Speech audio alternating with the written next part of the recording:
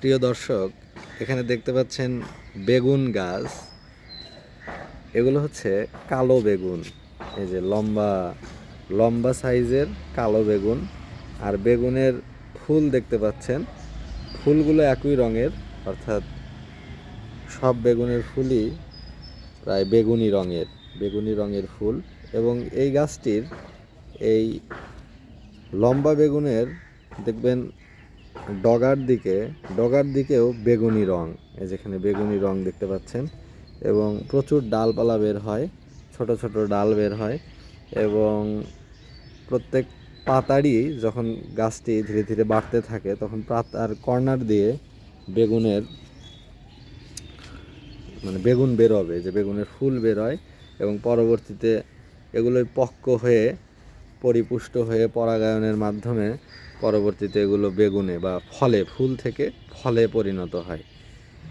এই বেগুনের চারাটিকে সম্ভবত হাজারি বেগুন বলে বা পাহাড়ি বেগুন নামে ডাকা হয়, যেহেতু অনেক ধরে।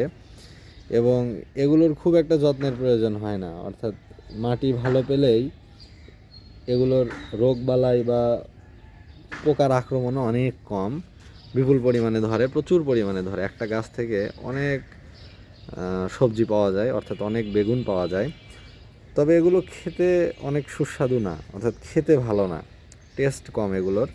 অর্থাৎ বাংলাদেশের যেটা ইরি বেগুন, দেশি বেগুন, এই বেগুনগুলো খেতে যেমন লাগে, এই লম্বা বেগুন, সেটা সাদা হোক বা কালো হোক, এই বেগুনগুলো খেতে ততটা ভালো লাগে না। তবে ধরে অনেক বেশি, এবং এদের রোগ প্রতিরোধ ক্ষমতা বেশি।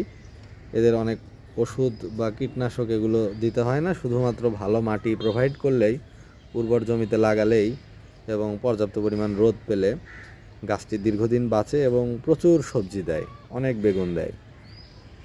এই যে দেখতে পাচ্ছেন ছোট ছোট বেগুন ধরেছে, এগুলো এখন লম্বা হবে, ধীরে ধীরে বড় হবে।